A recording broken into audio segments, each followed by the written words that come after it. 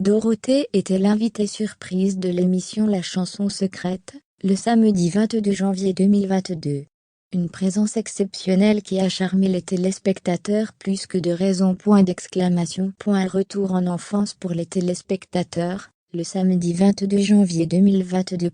Dorothée, la seule et unique présentatrice, est venue se prêter au jeu de l'émission La Chanson Secrète, opérant un grand retour sur la première chaîne, dont elle était la vedette, dans les années 1990.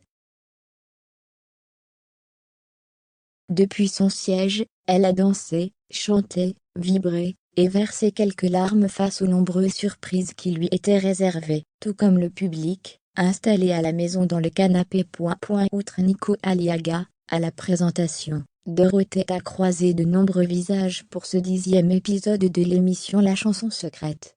Christophe Beaugrand, Cyril Ferraud avaient notamment fait le déplacement rien que pour elle jusqu'au plateau de tournage, tout comme Bernard Minet, Hélène Rollet, Dave, Jacques Bourouek, Francine Chantreau et Billy. Mais s'il y a une personne qui lui a tiré les larmes, c'est le docteur Michel Klein, qui fêtait ses 100 ans, le 19 avril dernier, et qui avait été le chroniqueur animalier du Club Dorothée à l'époque, où le programme était diffusé. On travaille à la voir, peut-être, dans une série. Sur Twitter, les téléspectateurs ont été nombreux à partager leur émotion. Ça fait trop de bien de les revoir, peut-on lire. Vraiment émouvant. Toute mon enfance. L'émission a convaincu, au total, 3 206 000 personnes, qui se sont branchées sur TF1, pour revoir Dorothée, soit 16,2% de PDA. Mais ont bientôt l'occasion de l'apercevoir davantage à la télévision. En février dernier, en tout cas, Jean-Luc Azoulay le promettait. Elle va très bien. Elle est en Normandie, expliquait-il.